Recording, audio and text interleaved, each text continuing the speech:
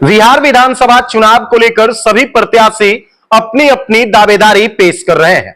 हमारे साथ बातचीत करने के लिए गया टाउन विधानसभा से महागठबंधन के प्रत्याशी के रूप में कांग्रेस की नेत्री देविका सरियार मिश्रा है, जो कांग्रेस प्रत्याशी के रूप में अपनी दावेदारी पेश कर रहे हैं। वाकई देविका सरियार मिश्रा से हम बातचीत करेंगे कि कितनी तैयारी के साथ ये आगामी विधानसभा चुनाव की तैयारी कर रही हैं, महागठबंधन प्रत्याशी के रूप में अपनी दावेदारी पेश कर रही है।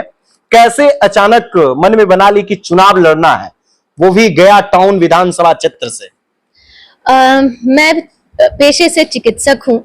मैं यहाँ गया शादी के बाद 12 साल पहले आई और यहाँ पर मैंने देखा जो मुझे सबसे ज्यादा इफेक्ट किया कि यहाँ पर जो चिकित्सा का जो पूरा ये है हॉस्पिटल सिस्टम है, जो सिस्टम है वो मुझे अच्छा नहीं लगा।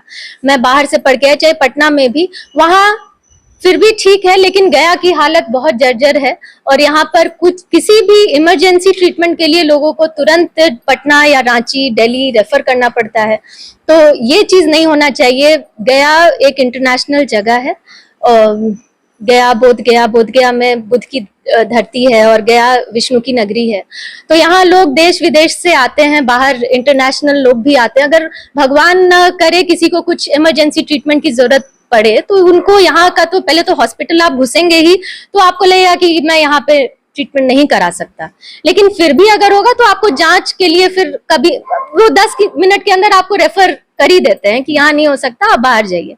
तो ये चीज मैं चाहती हूँ कि यहाँ एम्स की स्थापना हो, यहाँ 5 स्टार ट्रीटमेंट मिले लोगों को, यहाँ के लोग को बाहर की जाने की जरूरत नहीं है और बाहर के लोग भी यहाँ आए तो यहाँ से कुछ अच्छे मेमोरीज, हैप्पी मेमोरीज लेके जाएं कि भैया यहाँ आए, हमें जरूरत पड़ी, लेकिन गया का इतना मजबूत सिस्टम है कि हमें कहीं और जाने की जरूरत नहीं पड़ी। तो मैं एज अ डॉक्टर मैं चाहती हूँ कि यहाँ पर चिकित्सा का जो सिस्टम है वो मजबूत हो, सबसे पहले वही होगा। और दूसरा फिर रोड्स, जो अभी नाले हैं, जो नदियां बनी हुई हैं, उन पर भी होना चाहिए। थोड़ी सी बारिश में पूरा शहर डूब जाता है, तो उसके लिए प्रॉपर एक ड्रेनेज सिस्टम होना चाहिए, जो पानी निकलने का, आने का, जो भी सफाई वफाई, वो पूरा सिस्टम अगर बेटर हो जाए तो काफी अच्छा रहेगा। ये हुआ। फिर अब पलायन, जैसे हमारी पार्टी भी इसके लिए काफी आवाज उठा रही है। देश के यहाँ बिहार के लोगों को नौकरी मिलना बहुत मुश्किल है, यहाँ पर रोजगार का बहुत ही किल्लत है, नौकरी ना जीरो के समान है। तो यहाँ नौकरियां भी उपलब्ध करानी चाहिए, लोगों को बाहर ना जाना पड़े। पलायन हमने देखा कि मजदूर हमारे जो होते हैं गरीब लोग, उनको अक्सर बाहर जाते हैं, वहां मजदूरी करते हैं आकर के, फिर और कितना पैसा बचा ही पाते होंगे, घर भी भेजना पड़ता है।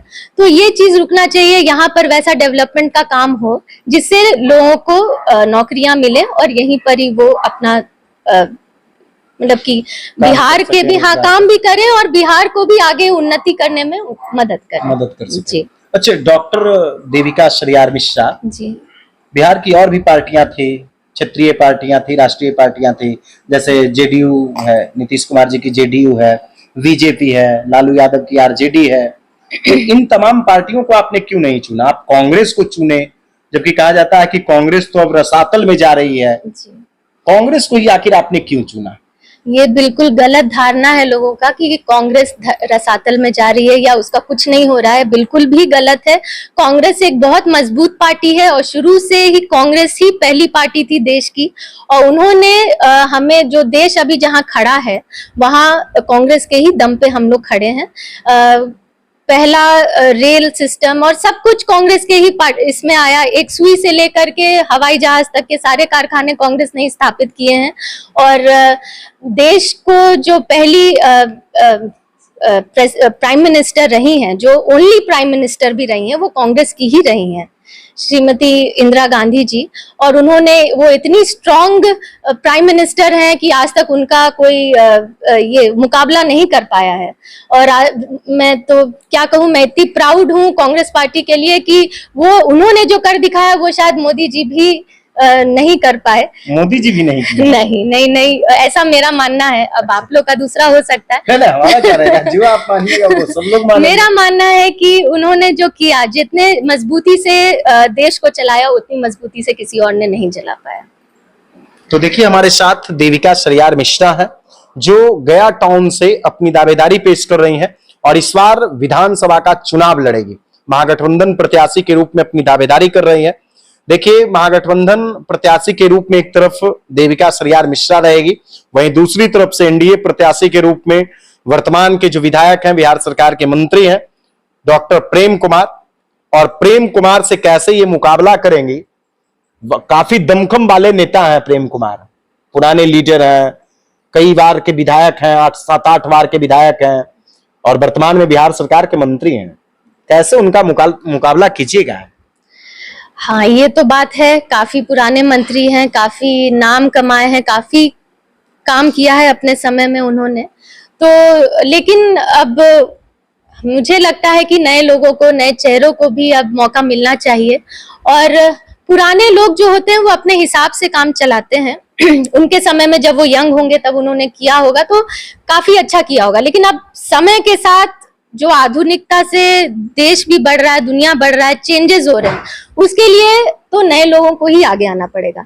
अगर हम और आप को आगे लाया जाए तो हम लोग ज्यादा समझ पाएंगे कि आज यंग लोगों को क्या जरूरत है, क्या चाहते हैं, किस टाइप का माहौल चाहते हैं, किस टाइप का कंट्री चाहते हैं, प्रदेश चाहते हैं, सिटी चाहते हैं।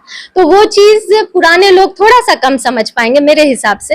तो ऐसे भी चेंज तो होना चाहिए। घड़ी भी कहीं एक जगह नहीं टिकती है, वो तो घूमती रहती है। तो चेंज होना चाहिए, नए लोगों को आना चाहिए, मौका भी मिलना चाहिए। तो मैं इसलिए लड़ तो रही हूँ उनसे और आशा भी करती हूँ कि अगर महिलाओं का साथ हो, कांग्रेस पार्टी भी इस मुहिम को आगे बढ़ा रही है, माई बहन मान योजना, जिसमें औरतों को, महिलाओं को आगे करने का वो कोशिश कर रही है।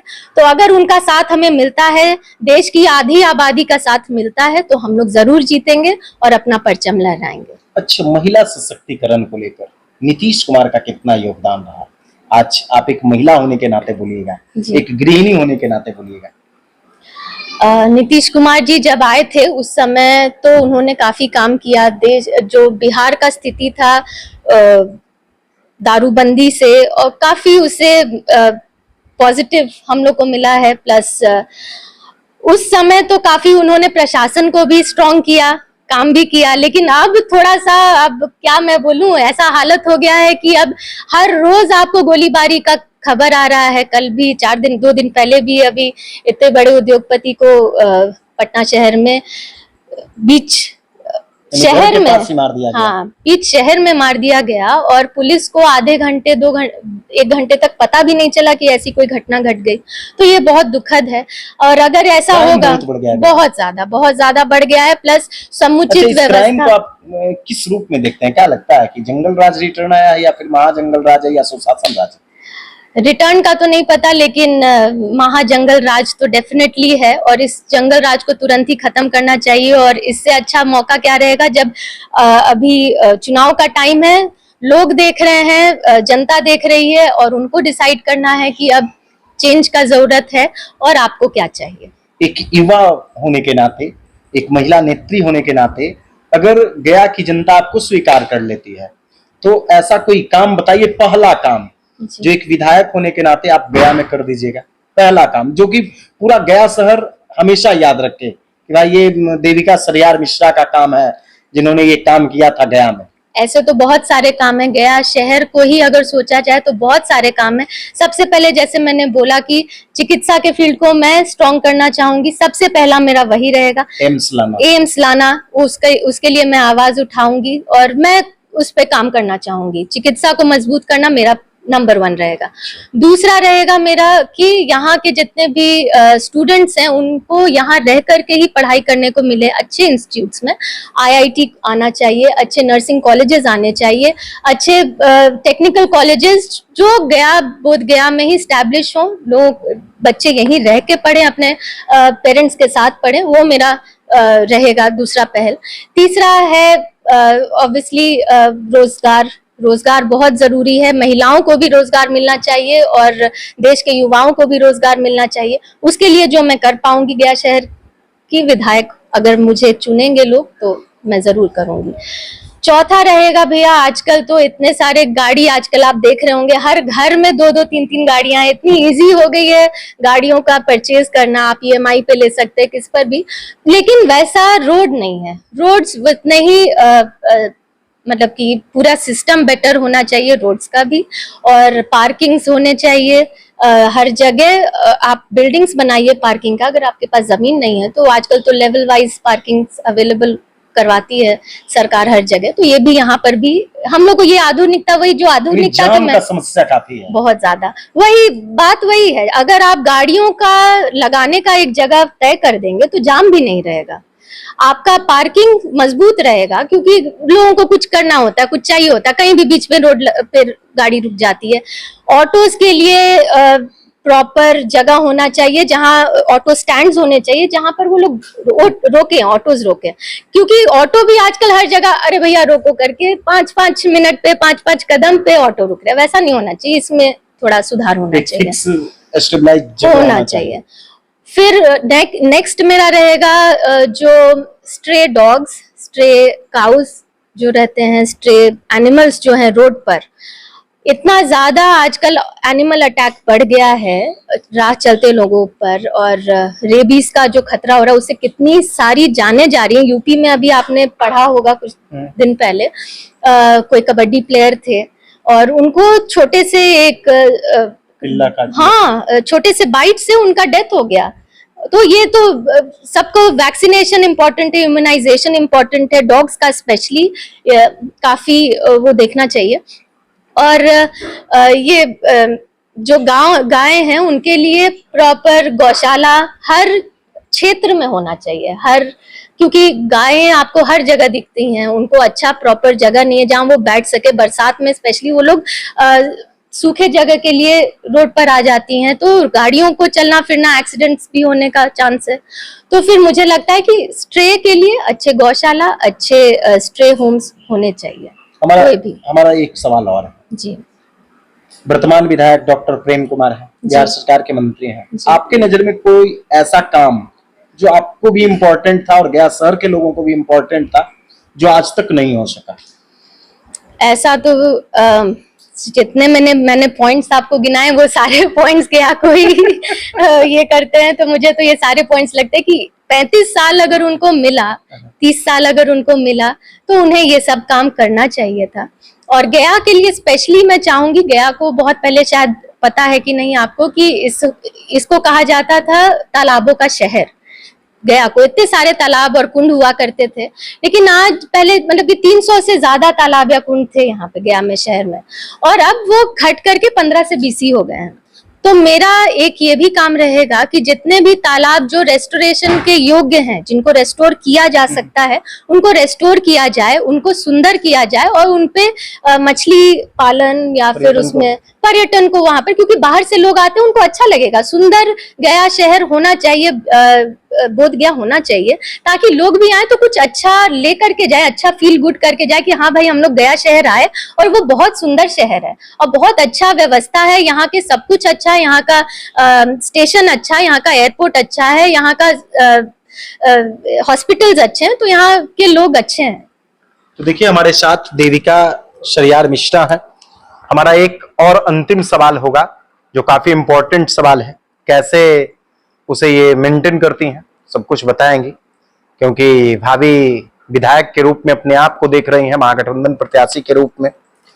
हमारा अंतिम सवाल है आपसे, एक कुशल गृहिणी डॉक्टर देविका शरियार, एक सफल डॉक्टर देविका शरियार, और एक सफल कांग्रेस नेत्री डॉक्टर देविका शरियार, कैसे कंफर्ट करती हैं इन तीनों चीज को? थोड़ा मुश्किल है भैया, लेकिन अब वो तो करना ही पड़ेगा। आप अपने परिवार तो मूल है, वो तो आपका फाउंडेशन है, वो आपका नींव है, आप उसको नहीं छोड़ सकते।